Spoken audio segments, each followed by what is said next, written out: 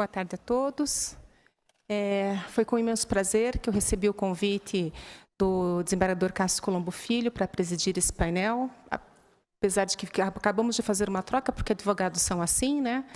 Tem audiências, inclusive, na sexta. O doutor Sérgio, que estava programado, acabou de chegar, então, para ter tempo de tomar uma aguinha, nós invertemos a presidência das mesas.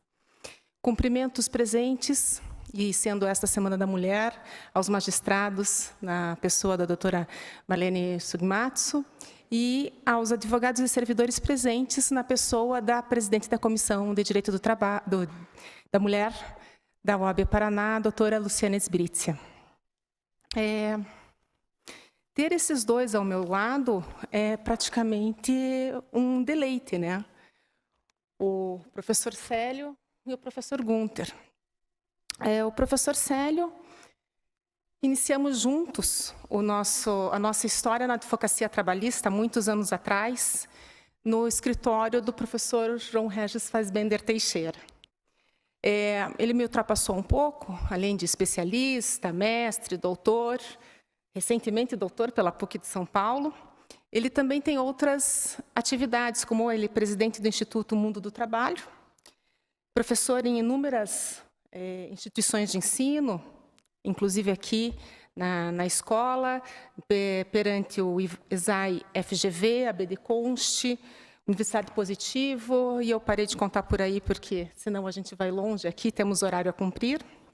E também membro de inúmeras academias, como membro do Instituto Brasileiro de Direito Social Cesarino Júnior, da Comunidade para a Investigação e Estudo Laboral e Ocupacional. E, tendo esse currículo que muito nos alegra, professor Célio, eu lhe passo a palavra para falar sobre flexibilidade, simplificação e outras repercussões.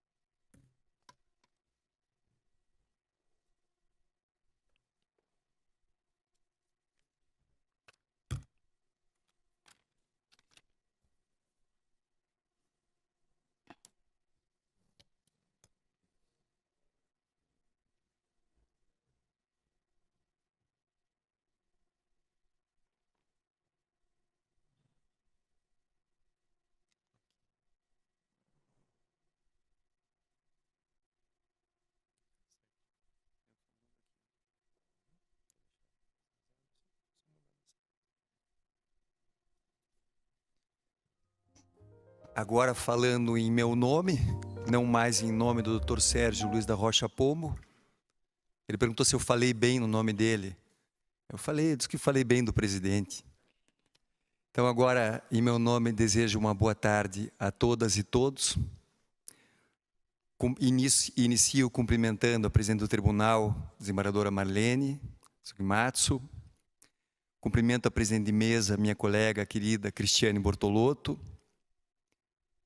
Cumprimento ao desembargador Gunther, na pessoa da qual cumprimento os demais desembargadores da casa, dizendo do enorme privilégio de estar junto com ele aqui nessa mesa, onde eu vou muito mais aprender, tendo aqui, ainda bem que eu vou falar um pouco antes, para não ficar tão ruim de falar após o desembargador Gunther. Assistimos recentemente uma exposição dele, quando da homenagem ao livro que participamos, coordenado pelo Dalegrave, e foi uma aula, não só de direito, mas de cidadania. Foi emocionante. Desembargador Gunther, obrigado pelos seus ensinamentos.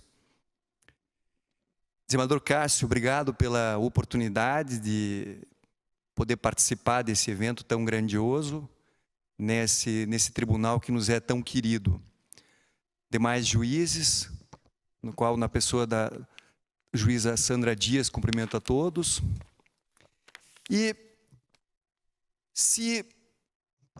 eu acho que nós podemos começar falando da flexibilidade, simplificação e outras repercussões, pegando um link no que foi dito até agora, no que diz respeito a esse momento de transformação. Para que serve o direito do trabalho? O direito do trabalho, ele tem uma função econômica. ele é um instrumento de pacificação social, mas representa um importante instrumento de equilíbrio econômico. Ao bom empregador, não é vantajoso o reiterado descumprimento de regras por parte de um outro concorrente.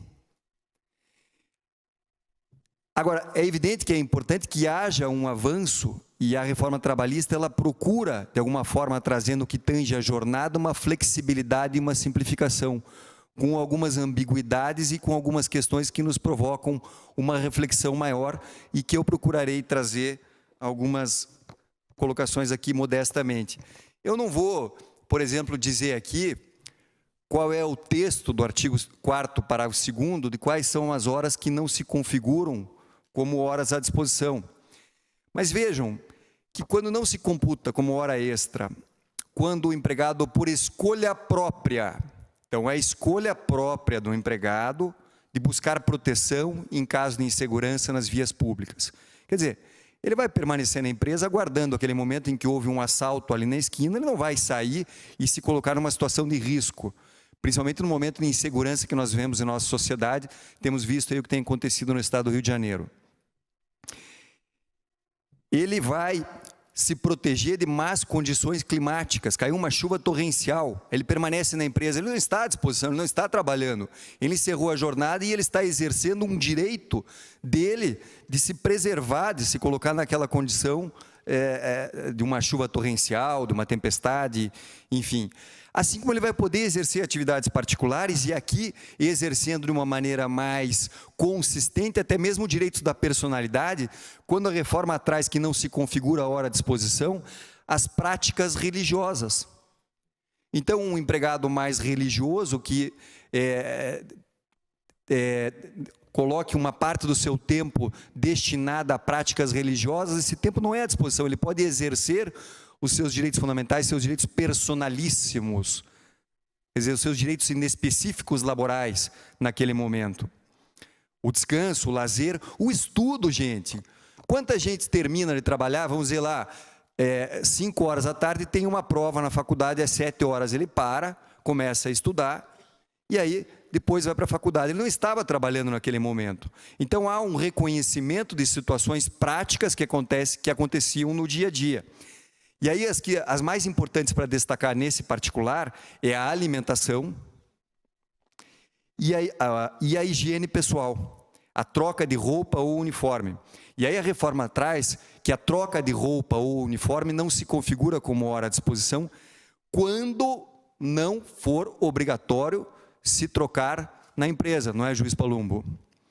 Então, se o regulamento interno ou houver uma situação, por exemplo, de trabalho em uma empresa da indústria alimentícia, onde ele tem que obrigatoriamente vir de casa sem o uniforme, pode continuar valendo a regra da hora à disposição. Nesse sentido, é que se faz uma reflexão quanto à súmula 366 do TST, que trata lá dos 5 minutos que antecedem, que sucedem a jornada, e diz ao final, não importando as atividades desenvolvidas pelo empregado ao longo do tempo residual. Quer dizer, independente do que ele está fazendo no tempo residual, seria a hora à disposição, a teor da súmula 366. Então ele traz lá, troca de uniforme, lanche, higiene pessoal, etc. Qual é o que deve acontecer? O que é o dia seguinte? O dia seguinte, a reflexão aqui é, bom, o TST vai ter que rever esta súmula, baseado aqui, inclusive, diante do teor do artigo 8º, parágrafo 2º da CLT, que diz que a súmula não pode criar obrigações não previstas em lei. E ele vai rever em parte, porque parte dela fica mantida. A troca de uniforme, por exemplo, quando não for permitido que venha de casa uniformizado, continua valendo a regra da súmula 366 na minha modesta ótica. Agora, o lanche não, e a higiene pessoal também não, salvo algum entendimento diverso em que se entenda por alguma inconstitucionalidade ou, enfim, que não se aplique essa disposição. Outro ponto importante, fim das horas em itinere. Daí, acabaram as horas em itinere? Acabaram, não tem mais horas em itinere, sob o ponto de vista legal. Porque vejam, existe a progressividade dos direitos sociais. Então, se a norma coletiva negociar o pagamento de horas em itinere, e existem muitas normas coletivas em vigência, assim disciplinando, esta norma continua tendo valor. Então, a súmula 90 do TST, nesse particular, também terá que ser revisada pelo Colégio Tribunal Superior do Trabalho. E os acordos e convenções coletivas de trabalho terão que ser olhados para ver qual é a disciplina ali trazida. Porque se a norma coletiva trouxer uma regra de pagamento da hora em itinere, esta sim deverá ser feita. Onde é que entra aqui uma simplificação grande, gente? Começa a valer no direito do trabalho o fio do bigode na jornada. Aquele negócio que o trabalhador diz assim, ele trabalha lá com a doutora Cristiane e diz assim, doutora Cristiane, eu tenho um compromisso amanhã, então eu vou trabalhar 1 hora a mais hoje, amanhã eu venho 1 hora mais, eu saio 1 hora mais cedo, pode ser? Está valendo? Não, está valendo. Aí vai na justiça do trabalho, não está valendo. Não tem nada formalizado, isso não vale. Mas agora vale. Agora vale, agora é mais dinâmico. Então agora, se a compensação ocorrer no próprio mês, isso tem valor. Então nós temos agora 3 sistemas de banco de horas.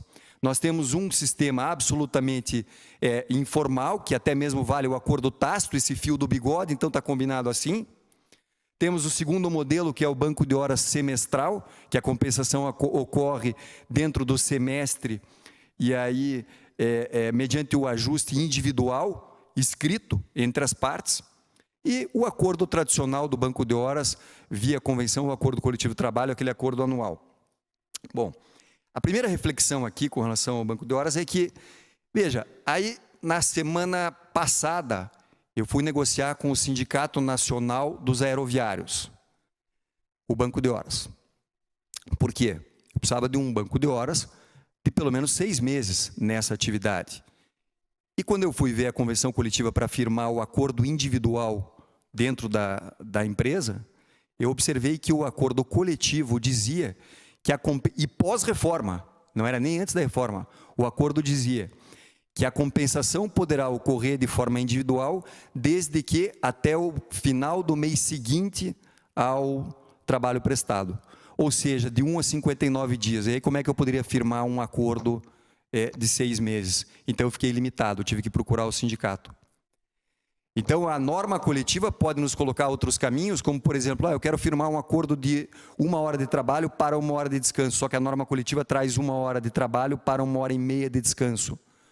Como é que eu vou negociar individualmente? Não é um acordo coletivo de trabalho e o princípio da especificidade.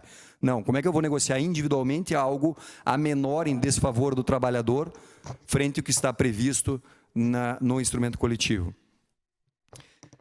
Também é importante aqui uma reflexão, porque a reforma é muito clara, dizendo que a prestação de horas extras não descaracteriza o banco de horas ou a compensação semanal. E ela não descaracteriza mesmo, gente. Agora, a reflexão que se faz aqui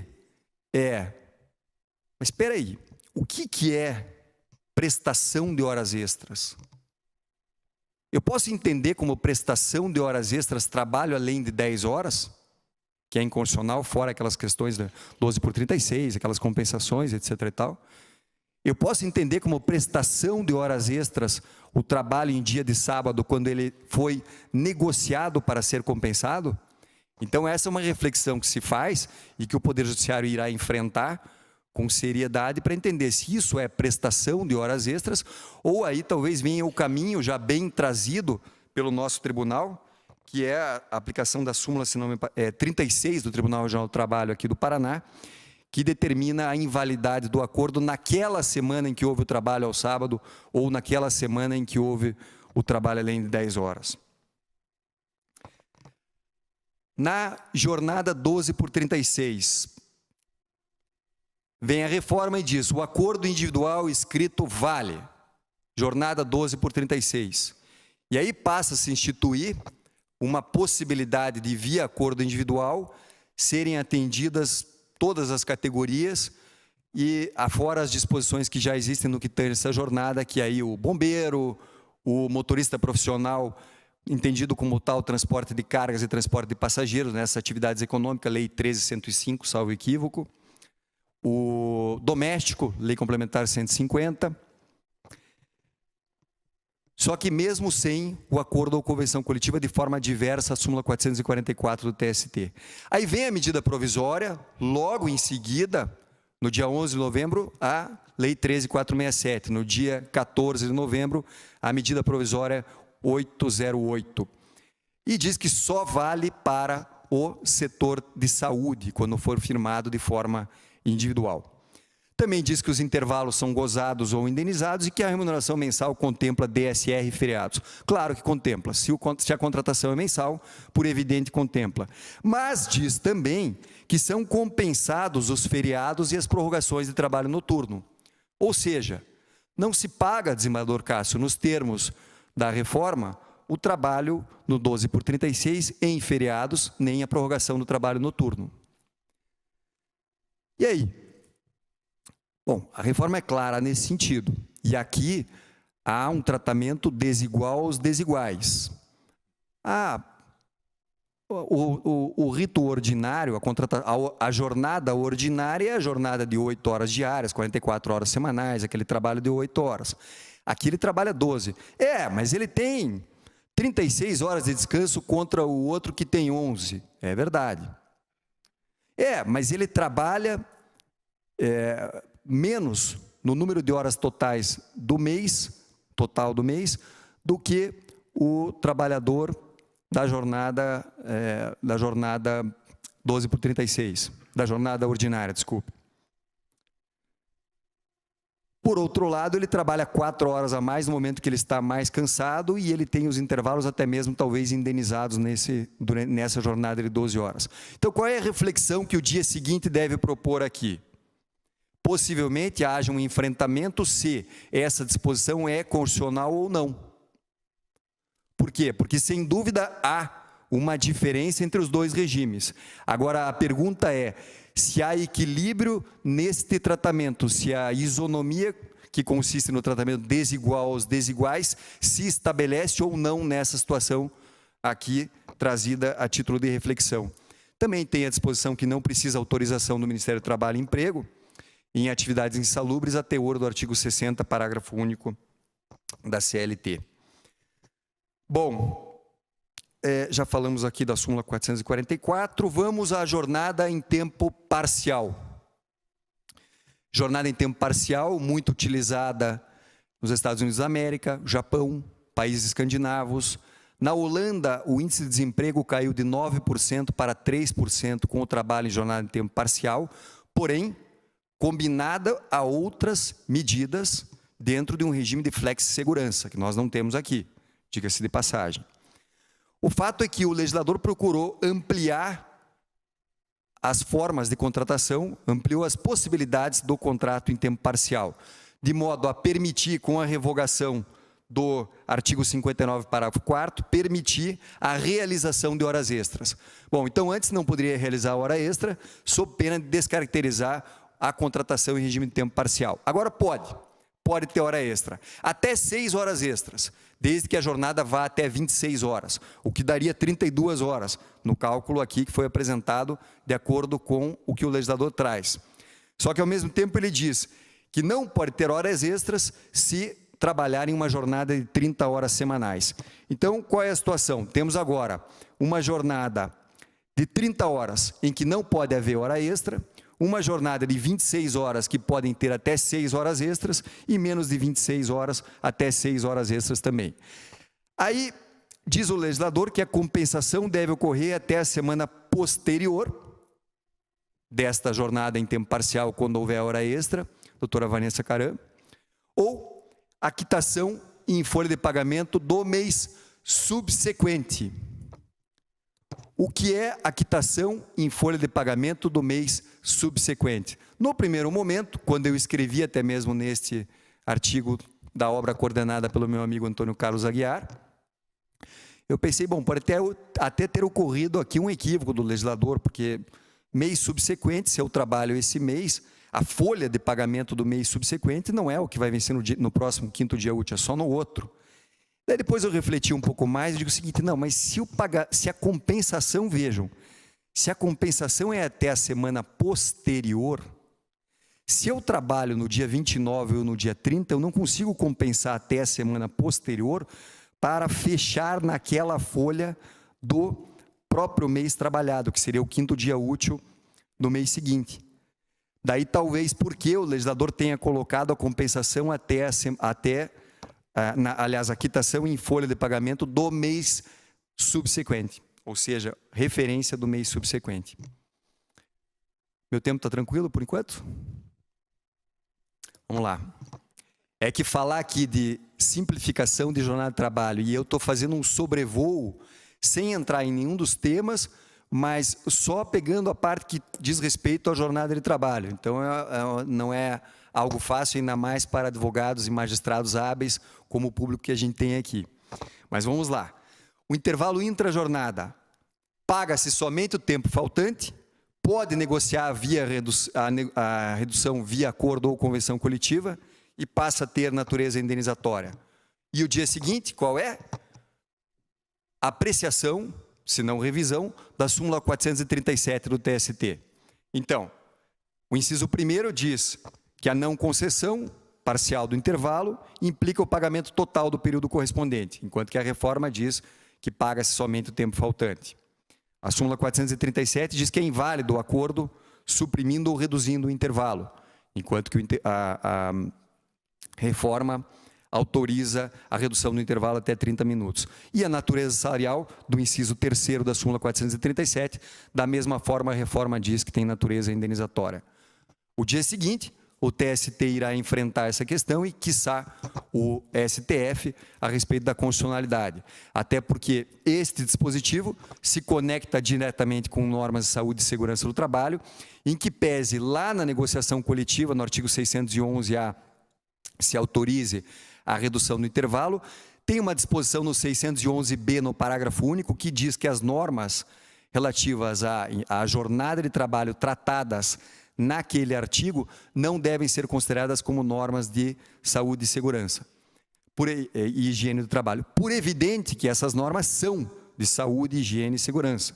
Então, o legislador, ele quis trazer uma situação dizendo, olha, eu sei que essas normas são, porém, elas não devem ser consideradas para esse efeito, autorizando-se a redução. Mas talvez não da forma mais técnica, quando ele diz que elas não devem ser consideradas porque elas são, na sua natureza. Então, talvez isso gere uma reflexão tanto por parte dos magistrados, quanto nós, advogados, aqueles que defendem empresa, aqueles que defendem trabalhador, e aí a questão vai ser enfrentada pelo TST e posteriormente pelo STF. Quanto à mulher, mais uma vez homenageando a guerreira, advogada Luciana Esbrícia Bega. O descanso para a amamentação. Quantas vezes vinham aquelas consultas para nós, posso gozar de uma outra maneira, pode ser 45 minutos aqui, 15 ali, antes eram 30 minutos em um período, 30 minutos em outro. Agora há uma flexibilidade, então a mulher pode combinar de acordo com os seus interesses com o empregador, se o intervalo vai ser de 1 hora direto, se vai ser na hora do almoço, se vai entrar mais tarde, se vai ser 15, se vai ser 45, como vai ser. Quer dizer, abre-se uma maior flexibilidade nesse campo. E acaba o intervalo do artigo 384 da CLT, que, com todo o respeito a quem entende de modo diverso, como a minha colega Caroline, o intervalo do artigo 384 impunha à mulher permanecer no trabalho parada durante 15 minutos, muitas vezes para fazer um pequeno número de horas extras antes de se ativar na jornada extraordinária, diferentemente do homem que continuava trabalhando e poderia ir para casa mais cedo nesse cenário. Tanto que o Tribunal do Trabalho, de forma também bastante coerente, o nosso tribunal aqui, estabeleceu a aplicação somente quando se passa de meia hora de intervalo. Trabalho intermitente, eu não vou dizer aqui o que é trabalho intermitente, porque todos sabem e eu não tenho tempo para isso, mas não há continuidade nesse trabalho. E aqui, como essa contratação é trazida pela reforma em dias, horas ou meses, eu só observo que a medida provisória 808 traz a disposição de que a contratação deve ocorrer por valor da hora ou do dia de trabalho. Então, sai a disposição de dias, de meses, fica valor da hora ou do dia. se a medida provisória continuar tendo validade e eficácia, uma vez que ela foi, ela não sabemos se ela será reeditada, ela foi ampliado o seu prazo de vigência.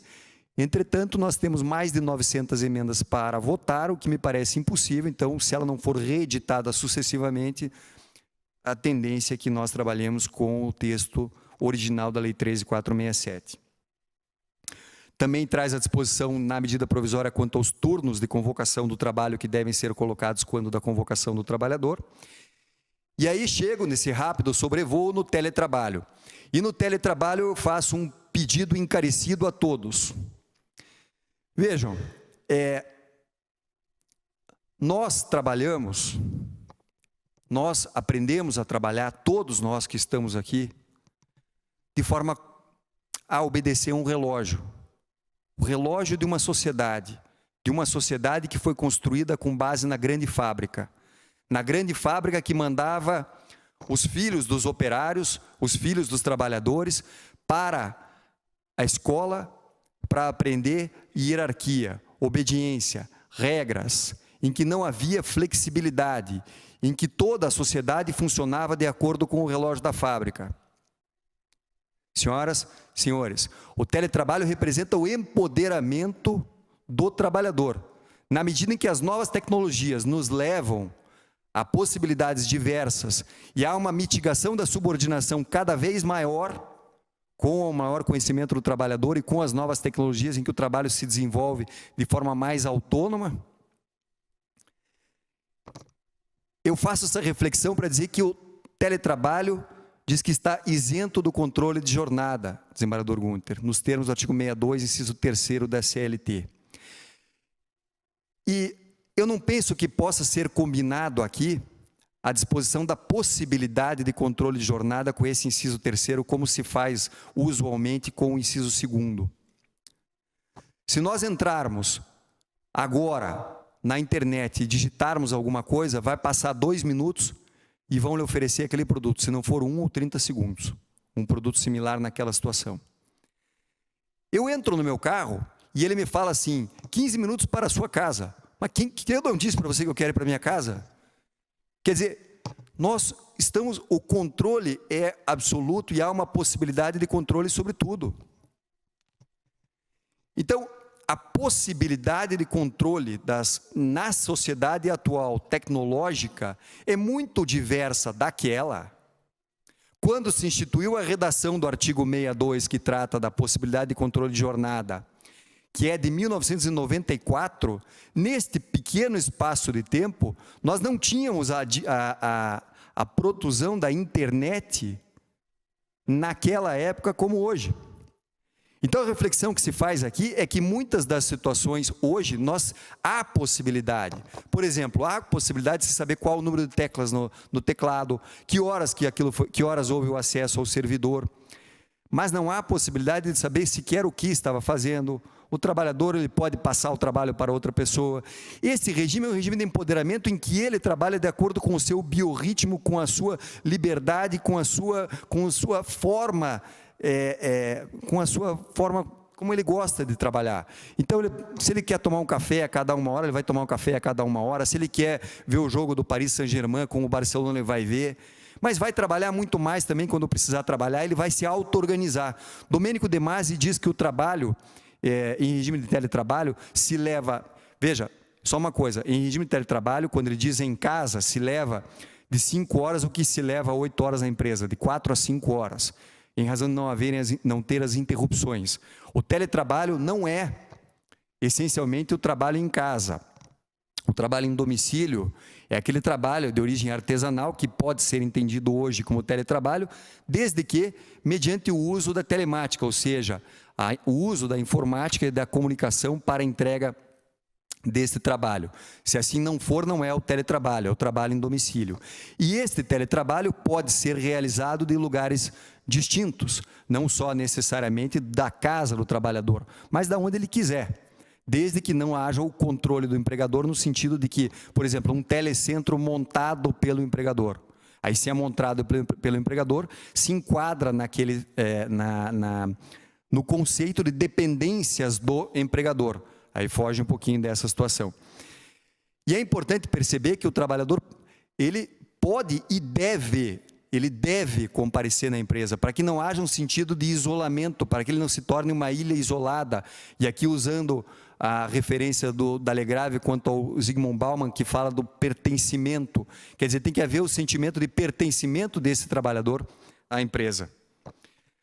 Observo que dentre os considerandos do Conselho Nacional de Justiça e do próprio TST, na sua resolução 1499 de 2012, consta o aprimoramento da gestão de pessoas, compreendendo a necessidade de motivar e comprometer pessoas, buscando a melhoria do clima organizacional e da qualidade de vida das pessoas. Então, aqui estão os considerandos do teletrabalho trazidos pelo TST e pelo Conselho Nacional de Justiça. Mais 5 minutinhos, como é que está meu tempo aí? Hã? Tá bom. As férias, não vou também dizer aqui como é que são as férias, todos sabem que podem ser divididas em 3 vezes. O que a gente tem feito reflexão e tem orientado? Que quando o direito às férias foi adquirido antes de 11 de novembro, se tome a cautela na aplicação da nova regra. Eu não vejo prejuízo na divisão em 3 períodos, até porque isso é costumeiro, pelo menos na prática, ainda que houvesse fraude nesse sentido. Na prática era bastante costumeiro, até pela forma como a sociedade atual trabalha. Entretanto, por cautela, desembargador Cássio, que nos pediu para trazer algumas reflexões aí do dia a dia, como a gente tem orientado e tal, a gente tem dito para ter essa cautela com relação a se aplicar a norma de quando o direito foi adquirido, ou seja, não fracionar as férias em 3 períodos. Eu vou pular aqui negociado versus legislado, eu falei rapidamente, depois eu vou ser sucedido por meu colega Antônio Carlos Aguiar e Davi Furtado Meirelles, que vão tratar um debate bastante interessante nesse sentido. E eu vou encerrar fazendo uma reflexão quanto ao direito de desconexão na reforma trabalhista. Quero dizer o seguinte, a reforma trabalhista não fere o direito de desconexão, não de forma direta, mas pode violar o direito ao lazer e descanso do trabalhador. Como que ela pode fazer isso?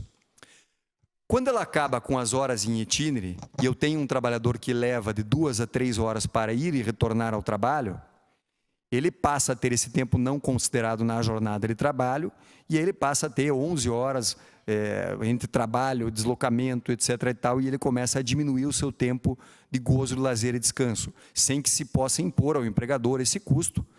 Porém, entretanto, essa reflexão é importante que se faça. O trabalho intermitente, do mesmo modo, na medida em que o trabalhador se coloca à disposição de diversos tomadores, ele pode ser chamado por diversos tomadores, e ora trabalha um, ora o outro, e ele vai pegando aqueles diversos serviços. E talvez a questão fique mais delicada nas férias, porque aí não, eu não posso trabalhar para o Sérgio, que me contratou nas férias, porque eu já deu os 12 meses agora e tal, já passaram, estou com o meu período de férias.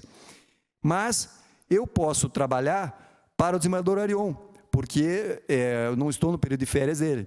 E aí eu nunca acabo tendo o direito de férias, porque eu sempre vou estar trabalhando para alguém naquele período. Então, precisa de um pouquinho de maturidade com relação a essa questão. O teletrabalho também, na medida em que esse teletrabalhador deve ser capacitado para que ele não misture as atividades pessoais com as atividades profissionais e acabe violando o seu direito ao lazer e descanso e principalmente a sua relação com a família. E o autônomo, já que foi trazido para dentro da CLT no artigo 442, que também pode ter da mesma forma, meu amigo Davi, esse direito violado na medida em que atende sem qualquer atendimento às regras trabalhistas. Então, amigas, amigos, chamo assim porque estou aqui frente a várias amigas, amigos, juízes, desembargadores. São essas as modestas reflexões que eu trago para a gente com relação a esse tema. Quero convidá-los para essa próxima palestra, que eu já anunciei aqui, desembargador Davi, fiz a maior propaganda tua aqui. Aqui ainda não falei de você hoje, falei anteriormente, quando mencionei com quem me ligava, dizendo que o desembargador Davi traz uma experiência do direito sindical bastante grande, agora apresentou a tese de doutorado dele trabalhando com o direito sindical. Então, esse debate entre o desembargador Davi e o Antônio Carlos Aguiar será muito interessante. Muito obrigado a todos, uma excelente tarde.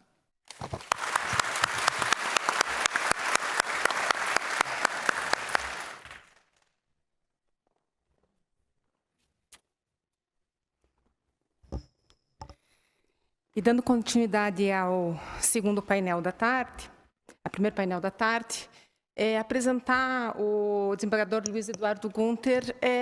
Eu falo que é chovendo no molhado, né, doutora Rosemarie?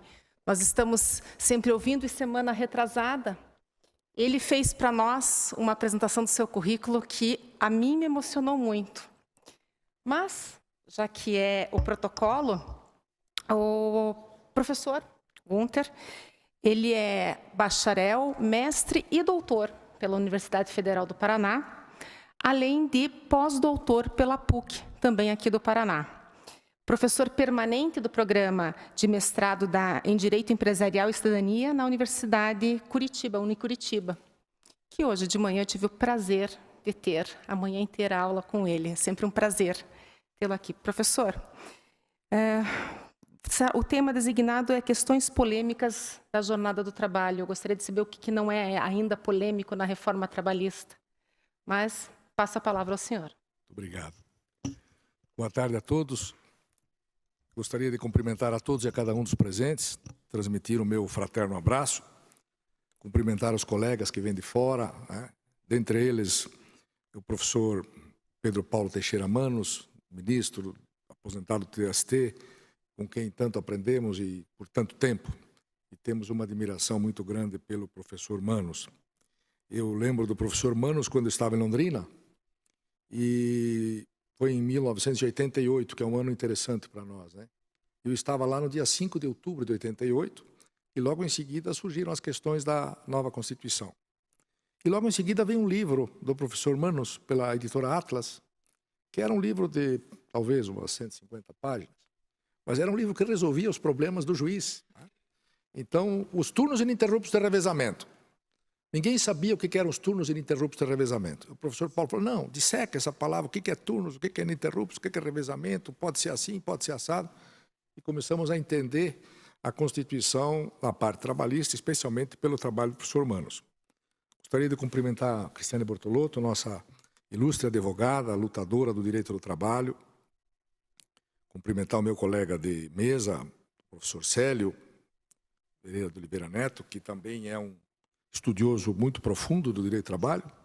Cumprimentar aos juízes, advogados, estudantes, servidores, e dizer que, na verdade, quando a gente chega aqui para falar sobre o direito do trabalho, sempre temos que separar aquilo que de fato nos parece mais importante, porque é o mundo que está por trás disso, né?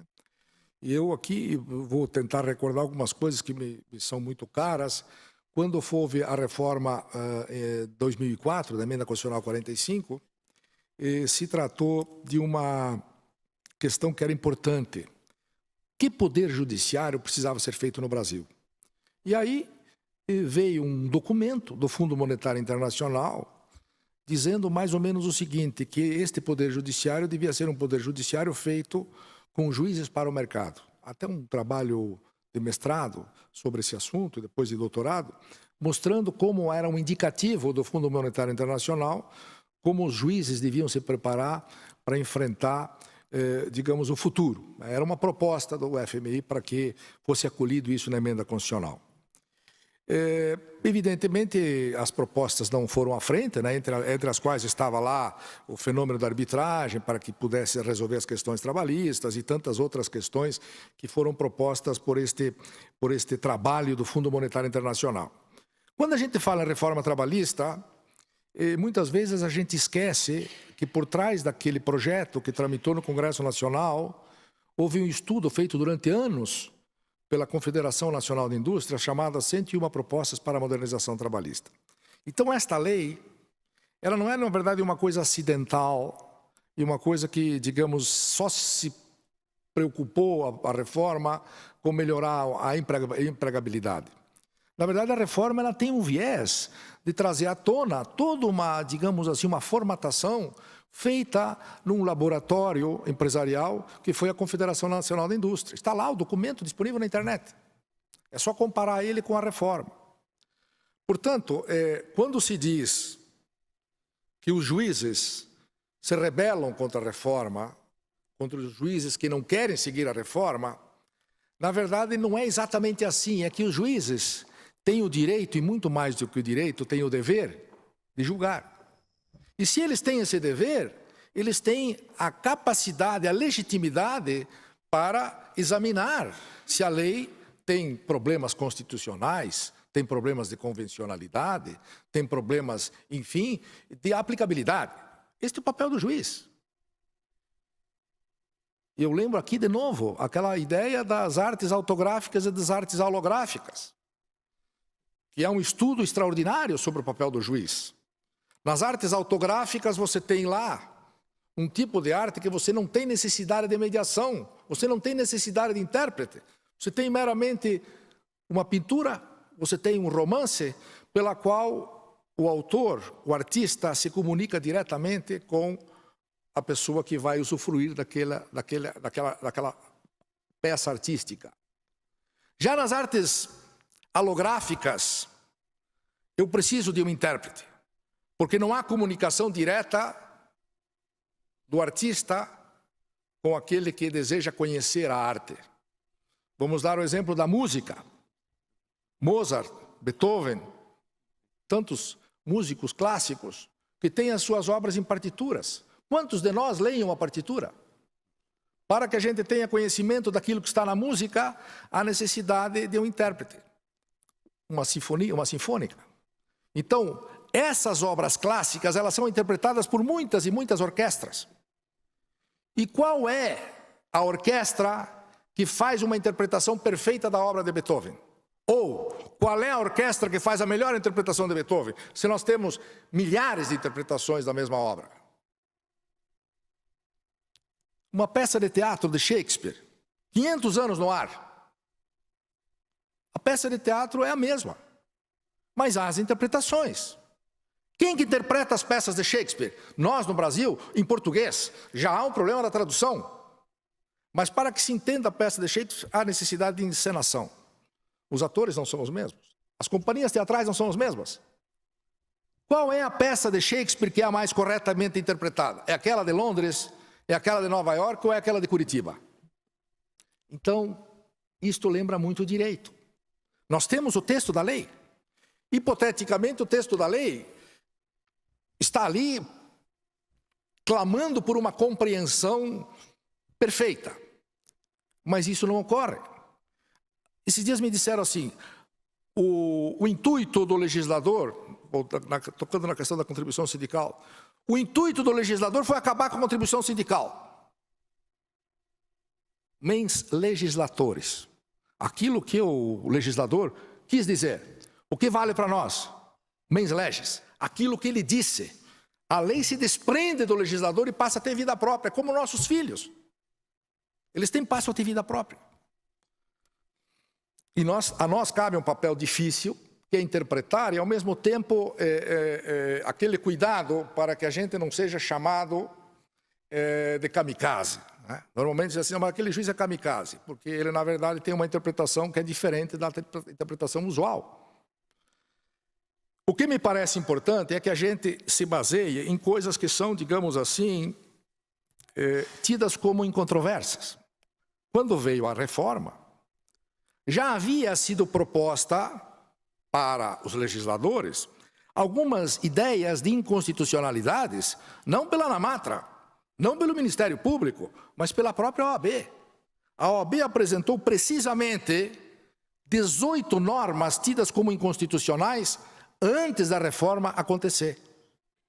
Não foram os juízes que fizeram isso, foram os advogados. E apresentaram, olha, se isso passar, isso é inconstitucional. Então, acerte isso antes de aprovar. Junho ou julho, que foi essa proposta apresentada, pelo Conselho Federal da OAB. Isso significa o seguinte, que nós necessariamente vamos ter, em algum momento, de nos defrontar com as questões que são, possivelmente, propiciar o debate da inconstitucionalidade. Se são efetivamente inconstitucionais ou não, isso é um longo caminho a ser percorrido. Quanto tempo o Supremo Tribunal Federal vai demorar para resolver as questões de inconstitucionalidade, como disse aqui o doutor Pedro Paulo, sobre as questões da contribuição sindical? Era uma questão urgente para examinar e decidir se, afinal de contas, aquilo pode ser cobrado ou não. Quanto tempo o Supremo Tribunal Federal vai demorar para julgar aquela ação direta de inconstitucionalidade do Ministério Público Federal, Procurador-Geral, no que diz respeito à gratuidade da justiça, que é um assunto vital? Então, nós nos defrontamos, advogados e juízes do primeiro e segundo graus, com o seguinte problema: nós estamos vivendo uma época não desejada pelo capitalismo, porque o capitalismo quis, na verdade, que nós tivéssemos uma lei que fosse previsível e gerasse segurança jurídica, que é isso que o capitalismo quer. E, na verdade, o que a gente está observando é que nem a própria reforma por si só se sustenta, porque ela já tem uma medida provisória dizendo que aquilo que foi dito não era bem assim.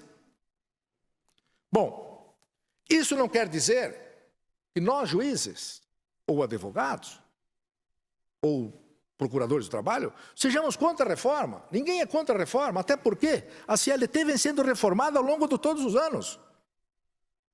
Qual de nós não sabe que toda semana, durante todo o tempo que a gente é juiz ou advogado, toda semana tem alteração, seja por lei, seja por portaria?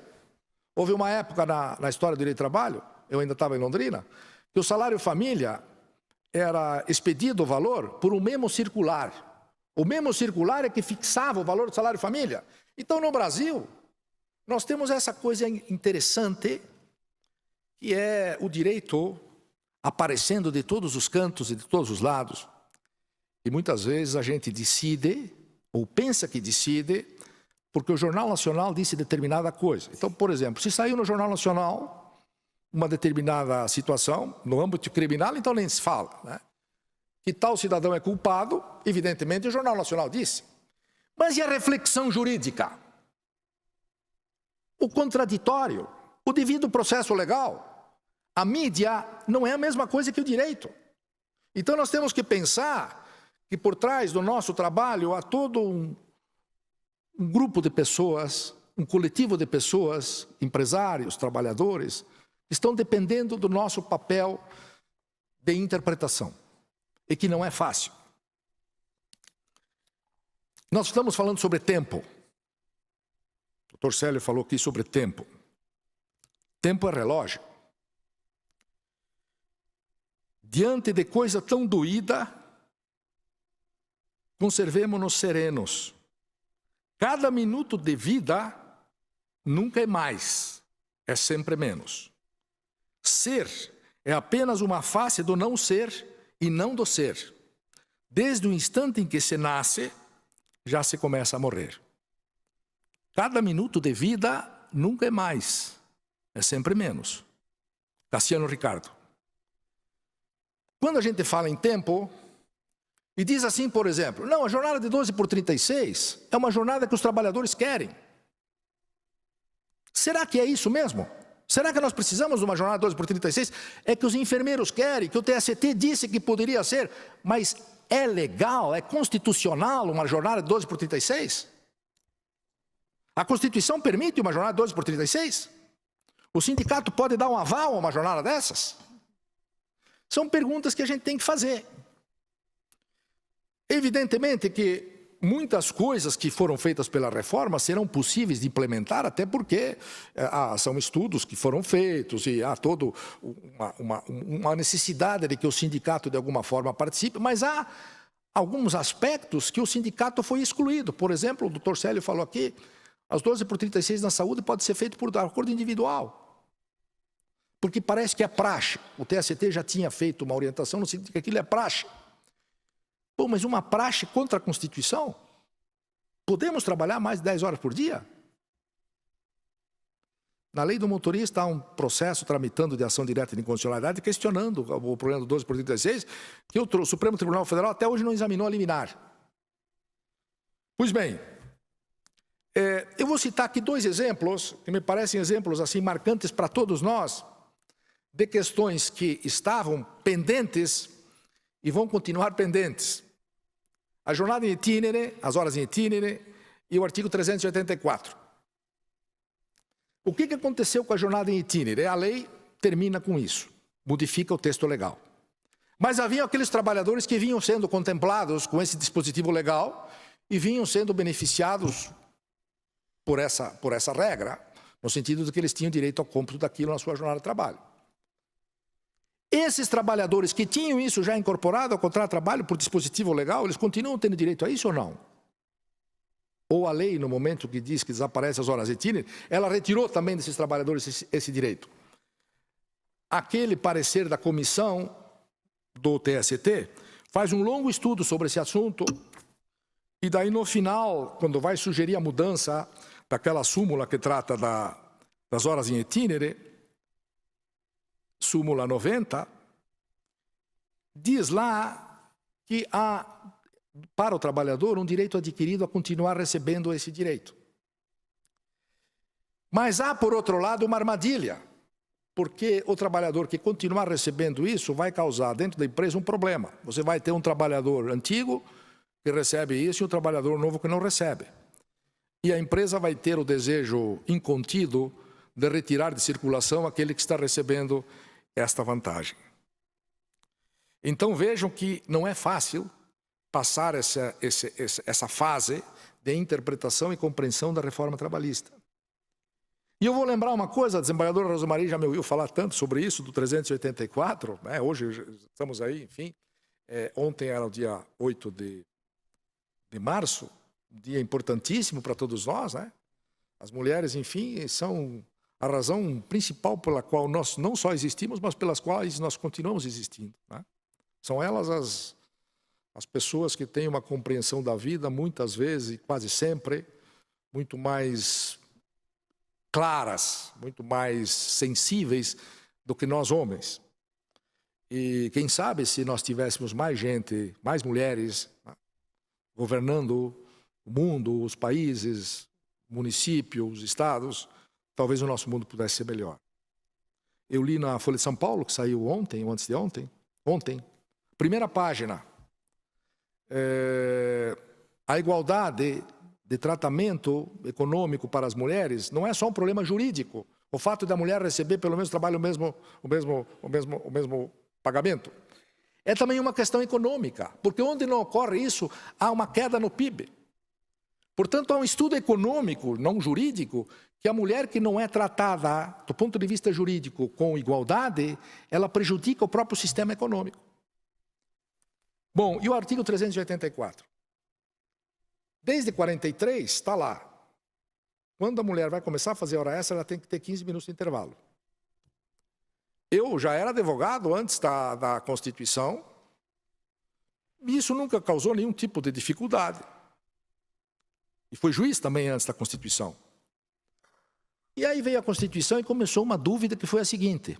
Bom, mas e o artigo 5º, inciso 1º da Constituição, que diz que os homens e as mulheres são iguais em direitos e obrigações? Quando você leu esse dispositivo, pronto, a confusão estava armada, professor Paulo Mano.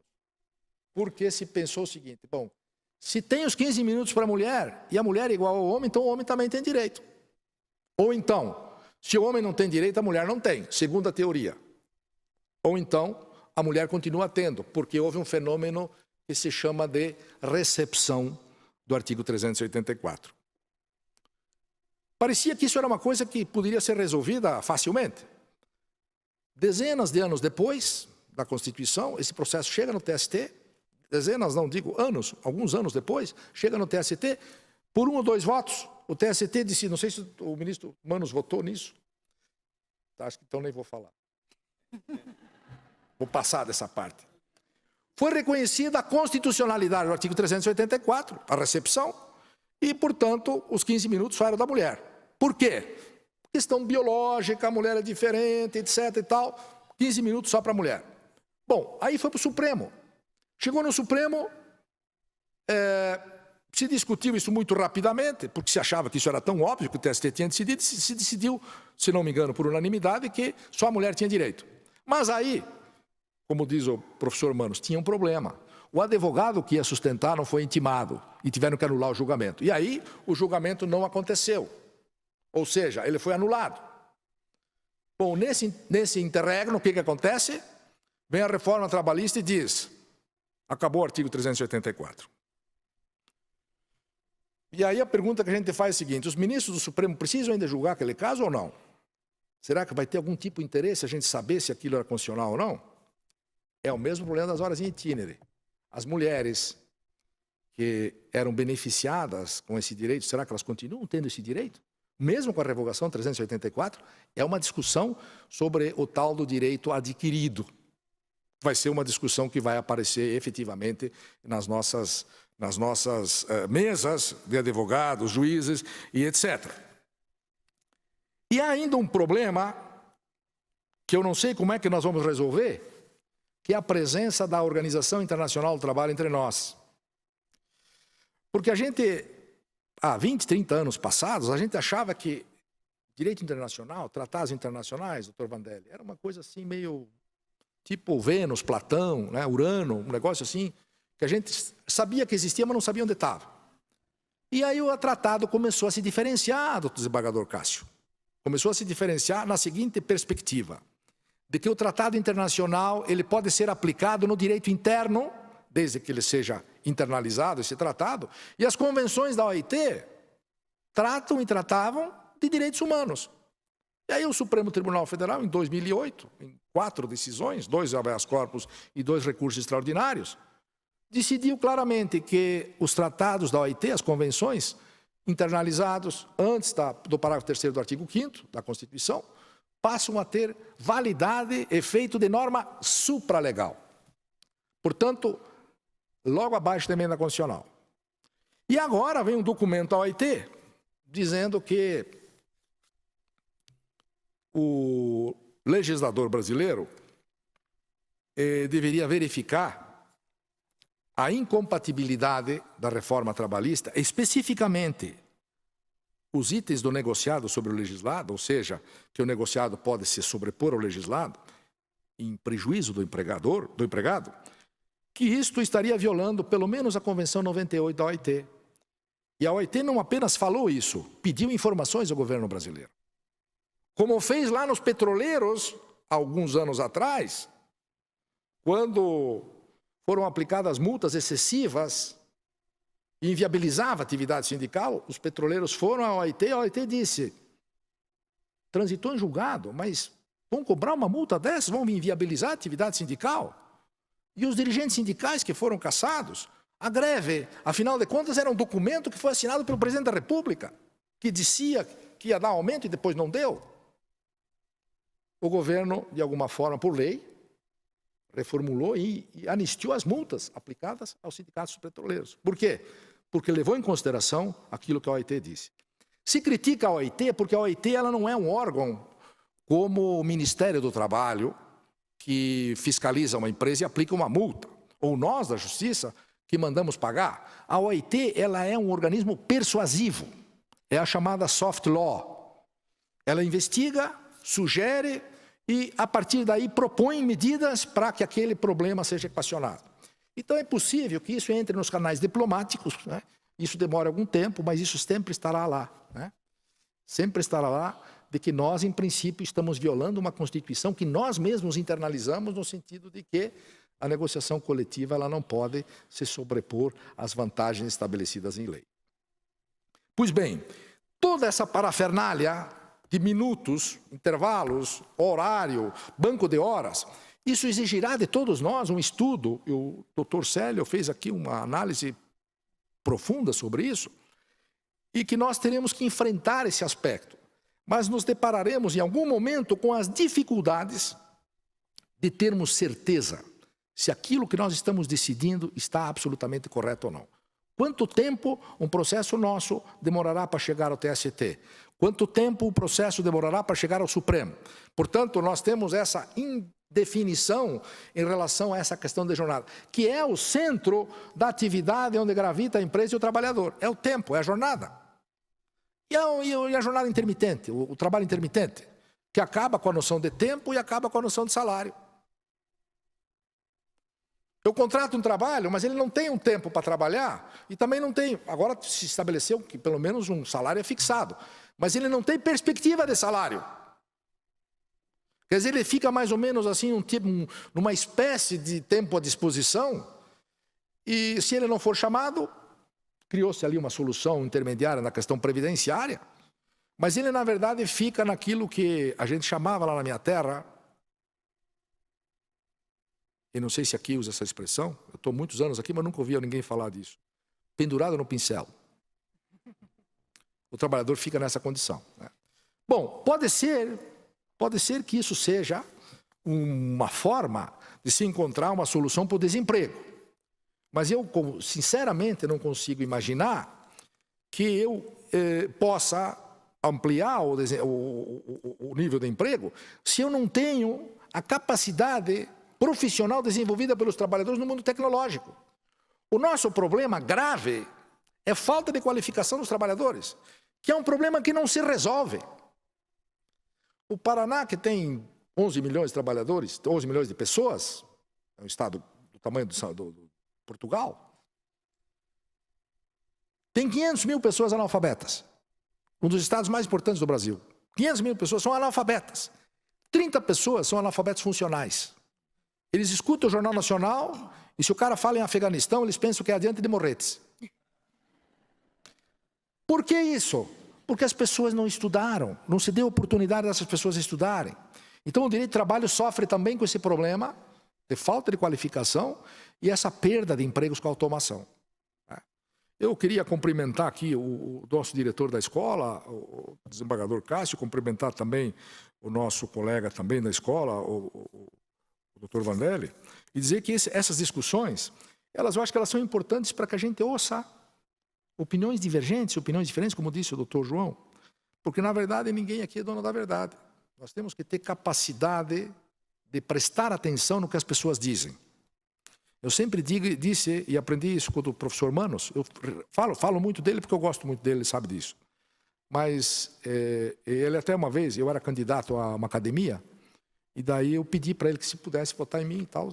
E aí ele disse assim, não, eu só não vou votar agora, mas eu vou continuar votando se você não for eleito. Enquanto você não for eleito, eu vou continuar votando até você se eleger. E assim aconteceu, né? Então eu tenho essa gratidão eterna com ele, porque foi ele aquele que insistiu. Não, alguém está aí, vamos tentar de novo.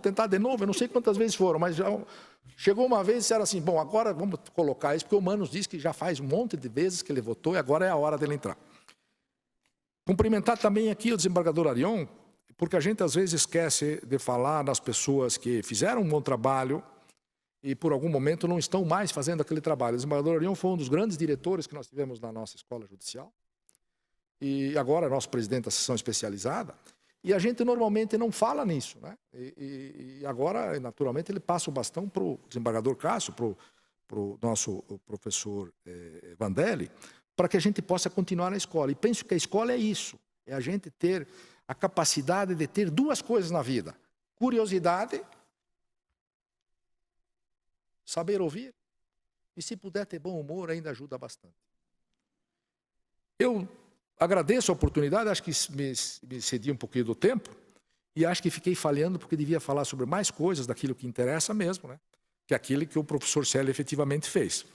Mas eu me comprometo, desembargador Cássio, se novamente for convidado, eu vou seguir a linha do doutor Célio. Eu vou ser mais assim, mais específico, né? Que é, na verdade, o que a gente quer saber. Porque lá na escola o pessoal pergunta, professor, o senhor está falando nesse negócio de sociologia, antropologia, filosofia, mas, na verdade, como é que eu faço para decidir isso? O cara é empregado ou não é? E é o que importa. O senhor falou ali o negócio daquele cara, tal, da Alemanha e tal, mas lá parece que é diferente e tal. E eu não sei falar alemão, então se o senhor pudesse falar aqui nesse caso concreto, se o cara é empregado, não. Eu não posso porque eu sou juiz, então eu não posso dizer se esse caso, eu posso falar aí, você teria que fazer uma pergunta assim, hipoteticamente. Aí se você fizer uma pergunta hipotética, eu posso responder. Ainda com risco de errar, porque vai chegar na sessão, o desembargador Mansur vai dizer assim, não, mas... Isso que o Gunter falou não tem nada a ver, está completamente equivocado. Então, é melhor a gente não falar nos casos concretos. Muito obrigado pela oportunidade e espero que tenha contribuído de alguma forma, pelo menos para o debate.